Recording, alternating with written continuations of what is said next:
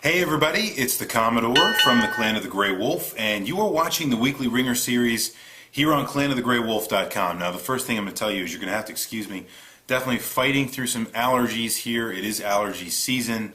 I fit the geek stereotype of having allergies and asthma, so I do suffer through the season a little bit.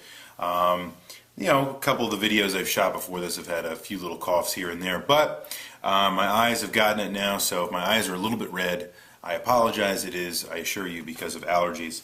But we will struggle on through the weekly Wringer because it must continue, as it always does.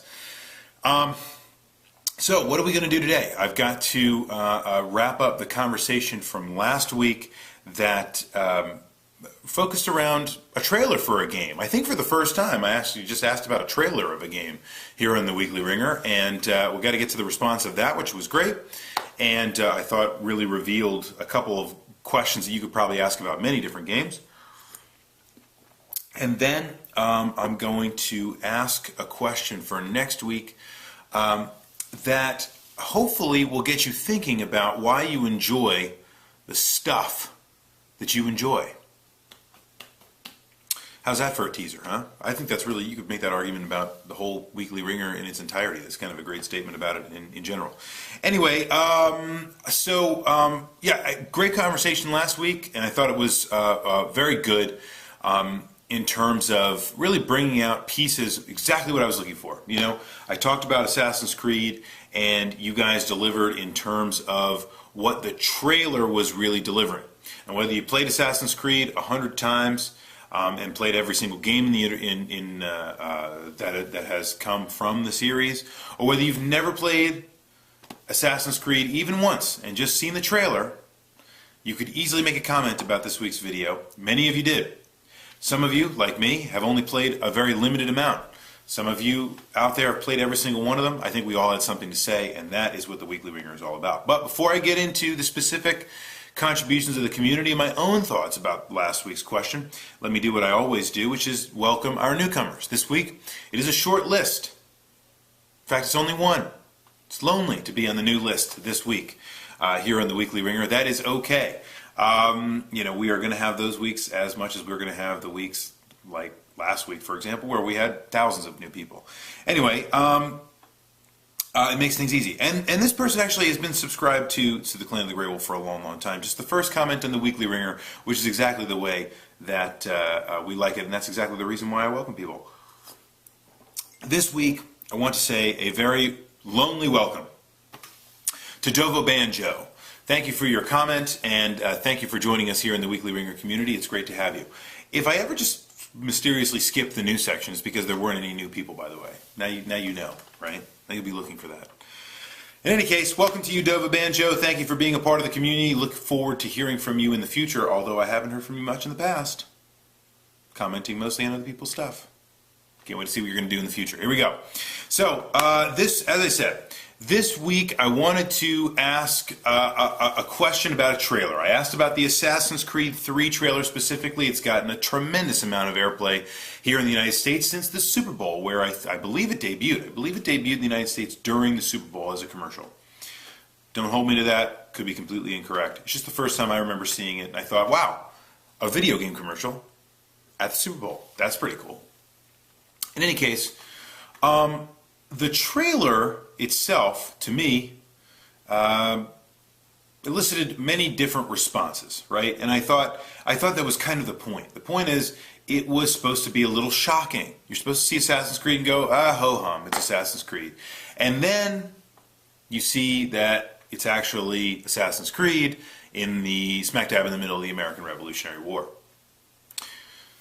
So, that changes the game a little bit, doesn't it? Some of you thought so, some of you didn't. But I thought the whole point of the ad and the whole point of the trailer is to do what most trailers and ads are supposed to do, which is going to draw you in, give you that moment of going, oh, well, that's an interesting thought. Which is why I asked you guys what you thought of the Assassin's Creed 3 trailer. And we got a lot of very good responses, and varied. I would say it's tough. It's tough to kind of gauge a meta-analysis of all of the comments this week because they really were all over the map. And I think what became more important than whether you enjoyed the trailer or thought the trailer was crap, or whether you thought it was going to lead to buying the game or not from you. A lot of you just had commentary about trailers in general and about some of the ways that a trailer could or couldn't entice you to buy a game, which is fantastic. Always love those offshoots of the comments when you guys take over and kind of go in different directions than I would have expected. First comment I want to talk about is Man with a Harmonica. And Man with a Harmonica really set up this idea that the setting, in terms of the setting changes, doesn't necessarily make the game, and that they were passing on this particular iteration for one reason or another. Well, there's plenty of time left to go, Man with a Harmonica. Perhaps they'll do something to better impress you moving forward. I certainly wouldn't put it past them. I know that this is, it's a very important game to the franchise, to the company, Ubisoft, obviously, and it's become one of their biggest franchises. So they're very much interested in it selling very well, and I have a funny feeling they'll come up with lots of interesting ways to make it more fun and to invite folks like you back in. But the important part is that Man with a Harmonica talks about the setting doesn't make the game. In other words, if we were to watch Assassin's Creed, the original, which takes place right in the heart of the Crusades in Jerusalem, that shouldn't make a difference, that is the setting there versus the setting that is the American Revolution, centuries later. Because the game, ostensibly, is still the same, the premise is ostensibly still the same, and there are similar goals, similar rules, similar story arcs, all those kinds of things. The really only thing that's changed happens to be the setting. I mean, there are a few things that have changed, right? So the question is, does setting really have that much of an effect on a game? Now, am I willing to go all the way to agree with Man with a Harmonica and say that setting doesn't really make the game? I don't know. There are a couple of instances that I think are more famously making the point that setting is a big deal. And that it's not necessarily reinventing the wheel.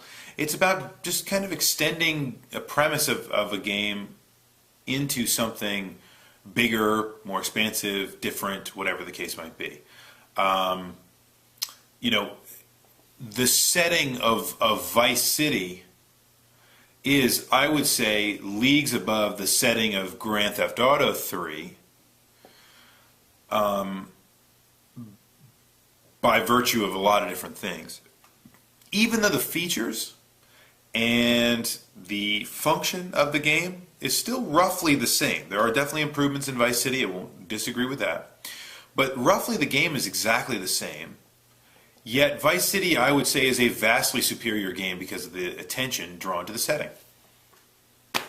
Maybe I'm crazy, but I think I'm certainly not trying to tell any of you that you're wrong, and I don't think Man with a Harmonica is incorrect here at all. In fact, I agree more than I disagree. Setting doesn't make a game most of the time. I just think that it's interesting for us as gamers to say, all right, we've had this formula, this mechanic, this storyline, this whatever character, and we really enjoyed it. Why don't we take them and move them here and see what happens? And I think that has an immense impact on the game.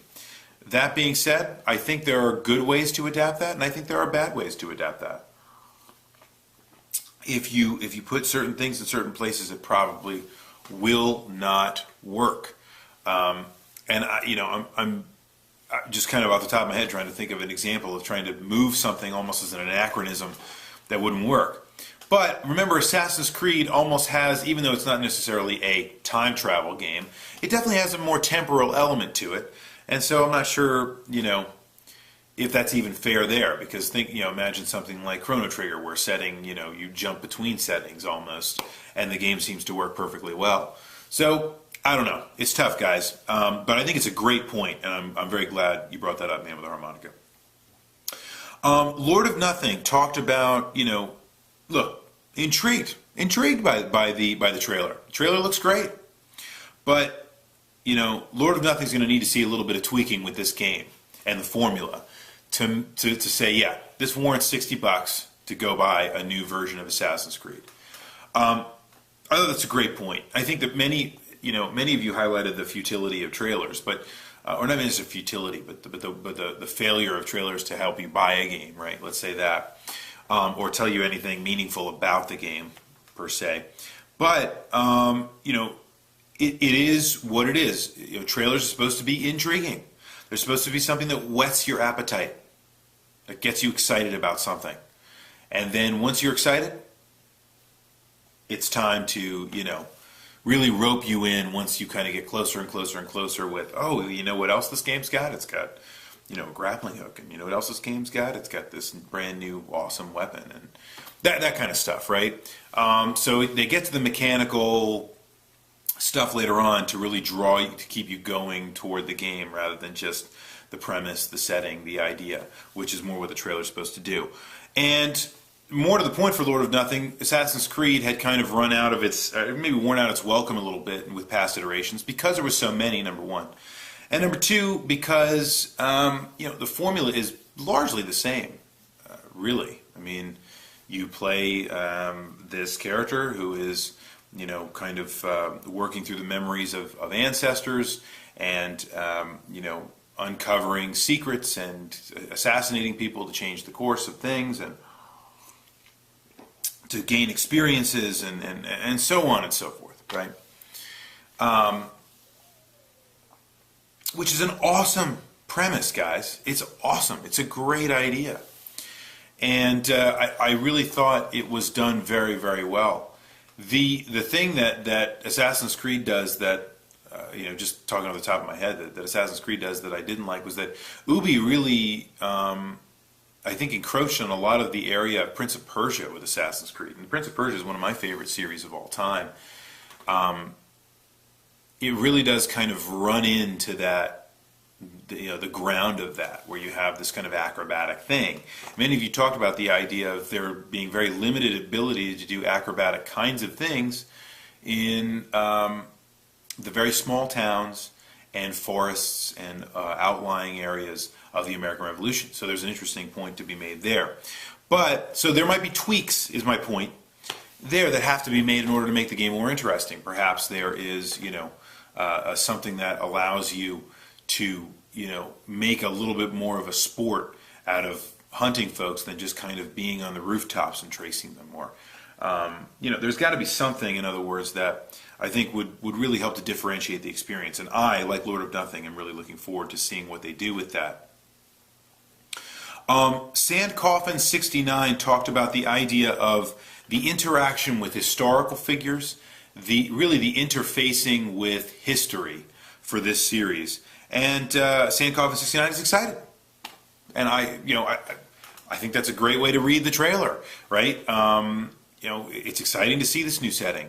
It's something that hasn't really been done very much. There have been Revolutionary War games, but there really haven't been a lot of games that tried to spark the interest in the Revolutionary War. I think the way that this game is hoping to do.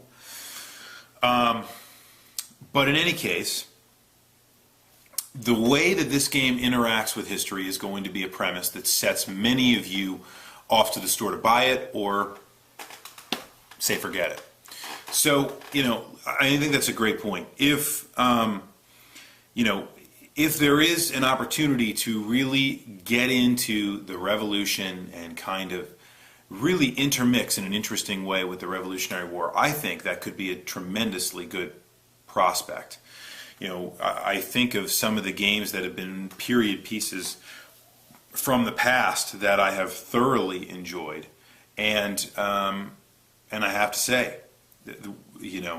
the way that they get me interested in history, the way that they get me thinking about those historical periods or investigating on my own is great, and I think it's a great thing. So if this sparks interest in the American Revolution, I'm all for that.